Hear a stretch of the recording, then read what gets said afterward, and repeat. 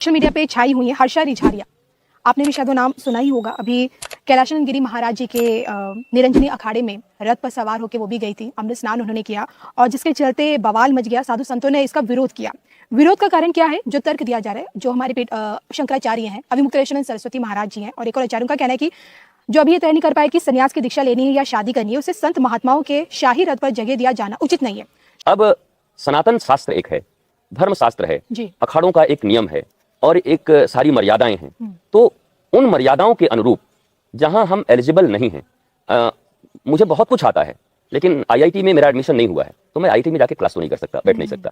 बल्कि आईआईटी का कोई आदमी मेरा दोस्त हो तो मैं एकांत बैठ करके उससे सब कुछ पूछ सकता हूँ कि आज का क्लास में क्या हुआ, मुझे भी बताओ, मैं समझ सकता हूँ। तो धर्म पथ पर चल रहे साधु संत महापुरुष शंकराचार्य और जो लोग हैं, उन्होंने जो कुछ भी कहा तो उससे असहमति नहीं होनी चाहिए कि जरूर वो उनका आना बुरा नहीं हो सकता, उनका किसी संत शंकराचार्य जी का शिष्य होना बुरा नहीं हो सकता।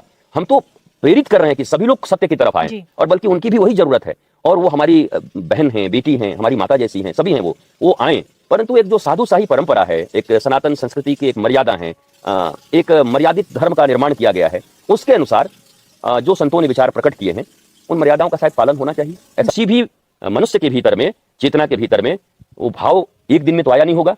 उस बेटी के भीतर में भाव अच्छा लगा होगा, उन्होंने दर्शन किया होगा, संत के पास गई होंगी, गुरु दीक्षा ली होगी, भावनाएं आ रही हैं, तो मर्यादाओं का पालन भी होना चाहिए और भावना उनकी इस दिशा में जाने के लिए है। तो मैं तो प्रभु से प्रार्थना करता हूं कि वो बेटी और आगे निकले और बिल्कुल उनकी इच्छा है तो संन्यास तक पहुंचे और परम सत्य को जाने।